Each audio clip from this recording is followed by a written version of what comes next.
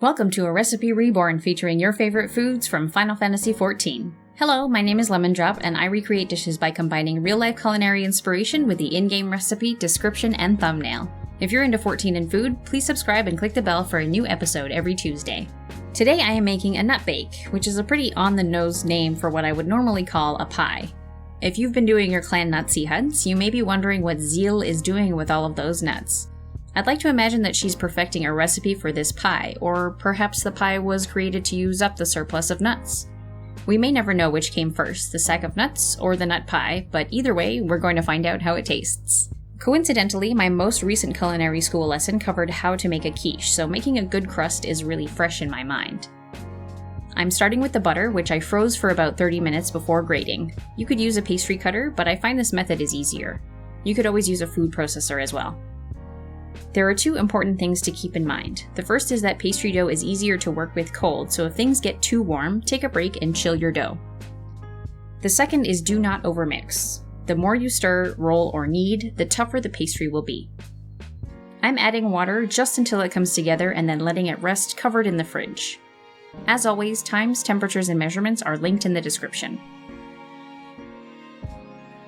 After resting, I'm cutting the dough in half to make a top and bottom crust. Next, I'm rolling it out to slightly wider in diameter than my pie plate. To transfer it to the plate, roll it up on the pin, hold it steady with your thumb, and then unroll it over the plate. Here I'm lifting the edge of the dough and pressing it into the corner of the plate.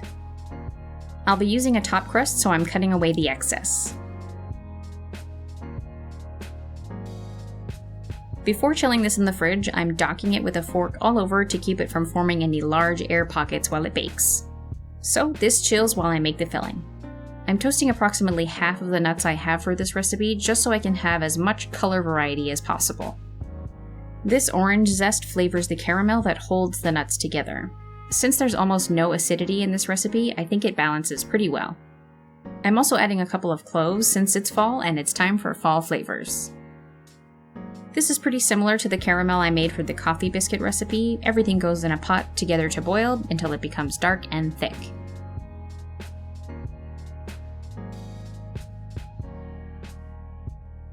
After about 10 minutes, I can really smell the orange and clove, so I'm fishing them out and adding the nuts.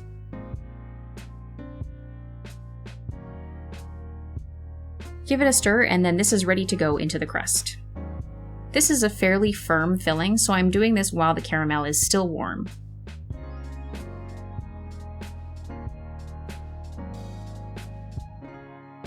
For the top crust, I've rolled out the other half of the dough into a parchment paper envelope to get a nice rectangular shape. From there, I'm using a pastry cutter to make strips. The top crust in the thumbnail looks like one piece that's been cut for ventilation, but I think the nuts are really pretty and I want to be able to see them, so I've chosen to make a lattice pattern. I'm making 10 strips and then laying 5 across the pie. Then I'm weaving the remaining 5 strips vertically over and under the first 5.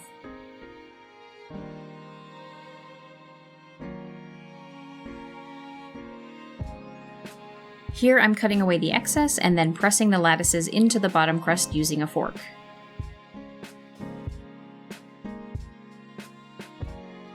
Just for fun, I cut and braided some skinny strips of dough to make a nice braided edge. Alright, this is ready to go in the oven, and you'll notice that I didn't use an egg wash, which is completely on purpose.